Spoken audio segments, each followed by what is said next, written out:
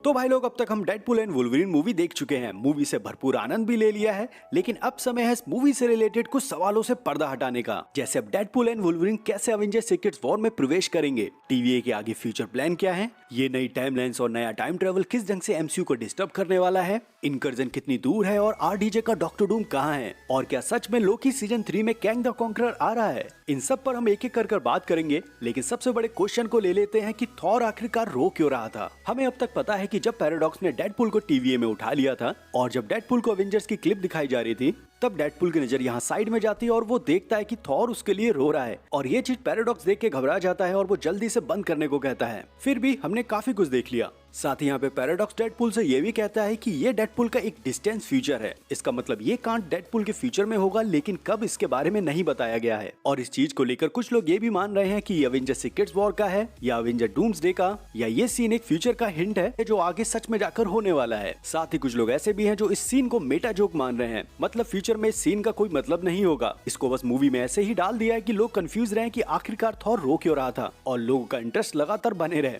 लेकिन यहाँ मैं बताना चाहता हूँ कि मार्वल अगर कोई ऐसा रेफरेंस डालता है तो उसके पीछे एक सॉलिड रीजन होता है, और हम जैसे बूढ़े क्रिएटर जो 20 साल से मार्वल यूनिवर्स को घोल के पी गए हैं, वो जानते हैं कि इन सारी चीजों का मतलब क्या है। तो एक एक करके शुरुआत से बात करते हैं कि आखिरकार यहाँ हो क्या रहा है। तो यहाँ पर ये जो थॉर का सीन है ये रीयूज्ड है। इससे पहले हमने इसी सीन को थॉर डार्क वर्ल्ड में देखा था। यहाँ पर लोकी फिर से मर रहा होता है और थॉर जो रो रहा है, इस चीज को ही यूज किया गया है। अब यहाँ पर नोट करने वाली चीज ये है कि जो हमें टीवीए में थॉर दिखाया गया है और जो इस क्लिप का थॉर यूज हुआ है, इन दोनों में काफी अंतर है। क्योंकि अगर डेडपूल वाले थॉर की राइट साइड वाली आंख पे देखोगे तो एक लंबा सा निशान पड़ा हुआ है, वहीं लोकी वाले थॉर पर यह निशान नहीं दिखाई देता। तो पहले इस निशान की कहानी बता देता हूँ, फिर आगे बात करते हैं। तो जब हमने एंड गेम में थॉर को देखा था कि वो टाइम ट्रेवल करके एसगार्ड पहुंच चुका है और वो वहाँ पर अपनी माँ से मिलता है, और थॉर की माँ थॉर की आंखों को देखकर कहती है कि तुम्हारी आंखों को क्या हुआ है। यहाँ पर थॉर की माँ थॉर की आंख के कलर के बारे में बात कर रही थी, क्योंकि थॉर ने थॉर रैग्नारॉक में अपनी आंख गवा दी थी और जो रॉकेट रकून ने जो आंख दी थी वो अलग कलर की थी। लेकिन यहाँ पर थॉर रिप्लाई देता है कि उसकी आंख पर एक शमशीर लग गई थी।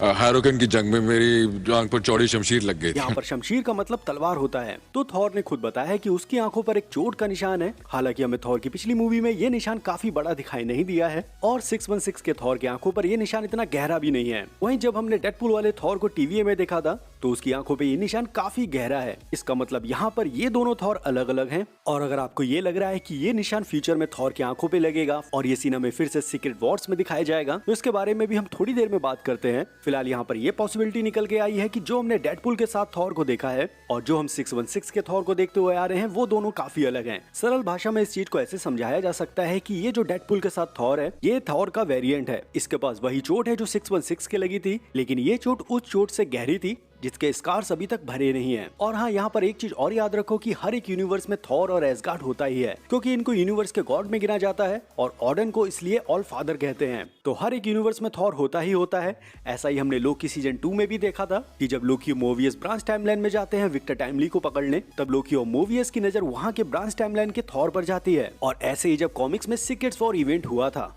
तब वहाँ पर डूम के साथ पूरी थॉर पुलिस रहती है। तो यहाँ पर थॉर एक ऐसा बीइंग है जो हर एक यूनिवर्स में मौजूद है और यूनिवर्स खत्म होने के बाद भी वो मौजूद रहेगा। तो शायद आप सभी को अब तक यहाँ पर ये क्लियर हो गया होगा कि जो हमने डेडपूल के साथ थॉर को देखा है वो उसके यूनिवर्स का थॉर है। इन फ्यूचर में जब इनकर्जन होगा, दूसरी अर्थ इस अर्थ के पास में आएंगी, तब यहाँ पर इस डेडपूल के साथ उसके यूनिवर्स के थॉर को दिखाया जाएगा। और अभी तक आपको ये लग रहा है कि ये क्लिप अवेंजर सीक्रेट्स वॉर की है, तो आप काफी गलत हो सकते हो, क्योंकि जो अवेंजर सीक्रेट्स वॉर इवेंट है वो मल्टीवर्स खत्म होने के बाद ही होगा, और जो नया बैटल वर्ल्ड बनेगा वो इसी मल्टीवर्स के अलग अलग यूनिवर्स के अर्थ से मिलकर बना होगा, जिसको डॉक्टर डूम बनाएगा बियॉन्डर की पावर की मदद से। और ये जो थॉर और डेडपूल वाला सीन है, अगर आप ये सोच रहे हो कि वो इसी सीक्रेट वॉर में, इसी बैटल वर्ल्ड में हो, तो ये नामुमकिन है, क्योंकि टीवीएस सीक्रेट वॉर्स को कभी देख ही नहीं सकता, क्योंकि सीक्रेट वॉर्स में टाइमलाइंस का वजूद ही नहीं रहेगा। और जो ये बैटल वर्ल्ड बना है उसका कोई टाइमलाइन का वजूद थोड़ी ना है जिस पर टीवीए उसके शुरुआत से अंत तक नजर रख सके। और तो और सीक्रेट वॉर से पहले टीवीए का भी वजूद पूरी तरह से नष्ट हो जाएगा, और ये हमें अवेंजर डूम्सडे में देखने को तो मिलेगा ही। और मैं यहाँ पर एक चीज और भी बताना चाहता हूँ कि अगर टीवीए ढंग से काम कर रहा है तो उसने वो टाइम रिपर को क्यों नहीं देखा जिसे पैराडॉक्स ने लगाया था, क्योंकि इस टाइम रिपर से पूरा मल्टीवर्स खत्म होने वाला था। तो जैसा एक खतरा आया है अभी टीवीए के सामने, जहाँ टीवीए कुछ नहीं कर पा रहा था,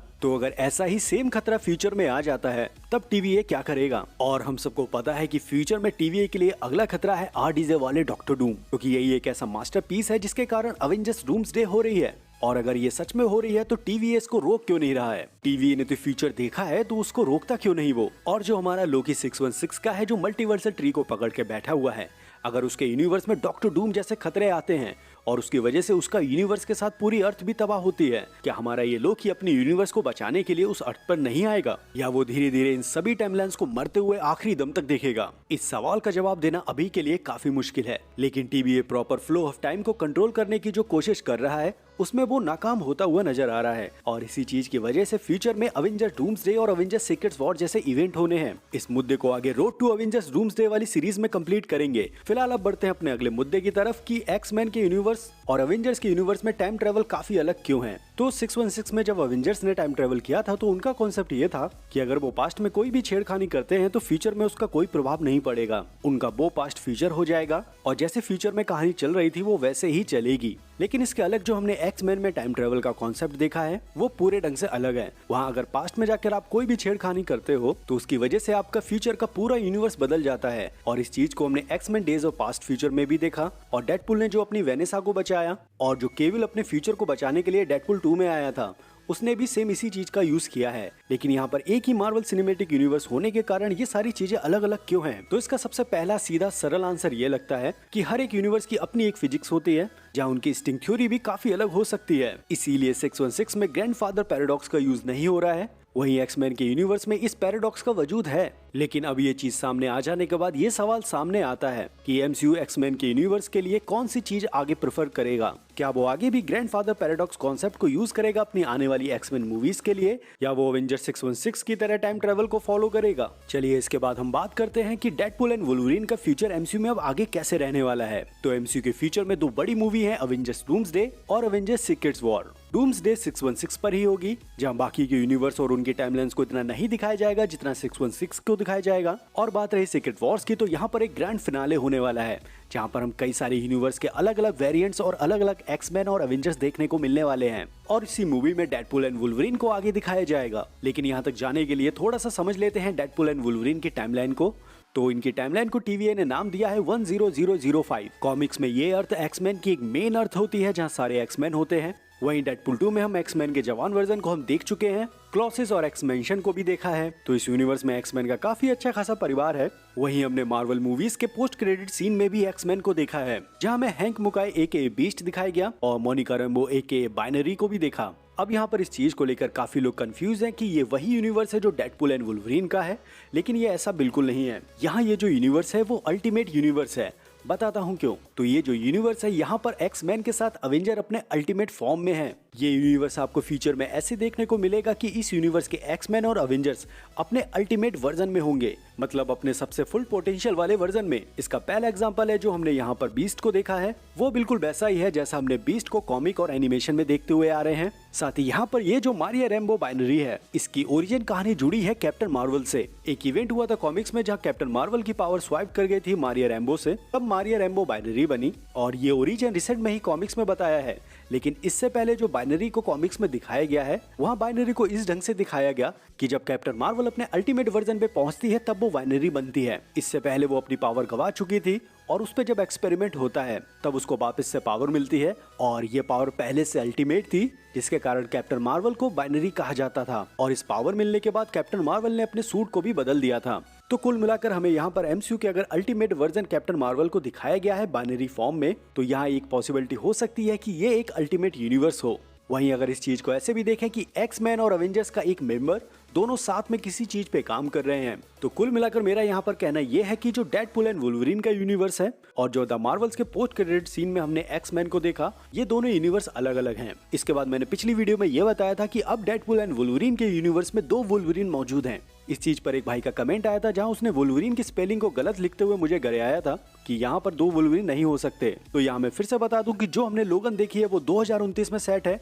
इसका मतलब 2024 में जो अभी कांड चल रहा है तो वो लोगन यहाँ पे मौजूद होगा और ये लोगन आगे मरेगा 2029 में, जहाँ पे लॉरा का ओरिजिन भी होगा। वहीं अब 2024 में किसी दूसरे यूनिवर्स का वुल्वरीन और इस यूनिवर्स की फ्यूचर वर्जन वाली लॉरा है। और इसी चीज की वजह से डेडपुल की टाइमलाइन रिपेयर भी हुई है। वहीं जो फ्यूचर में 2029 में वुल्वरीन का एंड होने वाला था, जो प्रॉपर फ्लो ऑफ टाइम के हिसाब से होना चाहिए था, वो फ्यूचर में अब नहीं होगा। क्योंकि उससे पहले हमें 2026 में सीक्रेट्स वॉर वाला इवेंट देखने को मिल जाएगा। और यहाँ पर ये 2026 अपनी साल की बात नहीं कर रहा हूँ, ये MCU की टाइमलाइन की बात कर रहा हूँ। अब यहाँ पर इस चीज को समझने से पहले ये चीज समझ लो कि TVA केवल टाइमलाइन के फ्लो पे नजर रखता है। उनकी शुरुआत कैसे हुई और उनका अंत क्या होगा इसके बारे में TVA को पता है, लेकिन बीच में कुछ ऐसे डिस्टरबेंस आ जाते हैं TVA के सामने जो पूरे मल्टीवर्स को खत्म कर सकते हैं। इसके बारे में TVA बिल्कुल भी नहीं जानता। और इसका एग्जाम्पल हमारे सामने कैसेंडा नोवा थी, जो मल्टीवर्स को टाइम रिपर के साथ खत्म करना चाहती थी। वैसे ही सेम सीक्रेट्स वॉर वाला इवेंट है जो हमें पता है कि 2026 में होगा,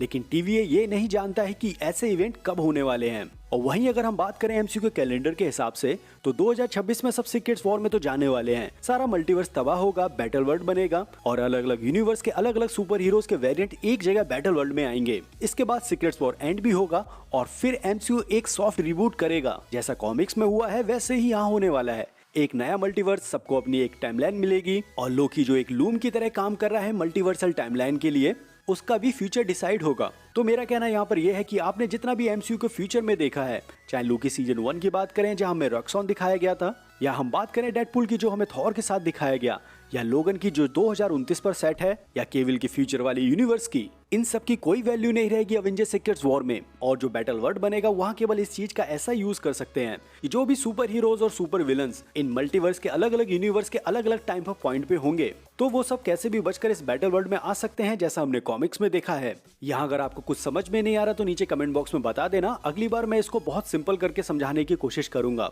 फिलहाल इस वीडियो को 8-10 घंटे की नहीं खींचते हैं और अगली वीडियो में हम बात करेंगे RDJ as a doctor Doom और अवेंजर डूम्सडे को एक्सप्लेन। तो चैनल पे नए आए थे तो प्लीज यार चैनल को सब्सक्राइब कर लेना। साथ ही अगर आपको ये अच्छा लगा हो तो वीडियो को लाइक कर देना। और मैं यहाँ पर आपसे केवल एक विनती करना चाहता हूँ कि अगर आप मार्वल फैन हो और मेरा चैनल भी देख लो सिर्फ मार्वल से भरा हुआ है, तो एक मार्वल फैन होने के नाते इस मार्वल फैन को एक छोटा सा सब्सक्राइब दे सकते हो। बस इतना सब्सक्राइब कर दो कि मेरा खर्चा पानी निकल जाए, बाकी तो मैं संभाल लूंगा। फिलहाल मैं मिलता हूँ आपको अगली वीडियो के साथ, तब तक आप अपना ध्यान रखो, मजे लो, लव यू एंड बाय।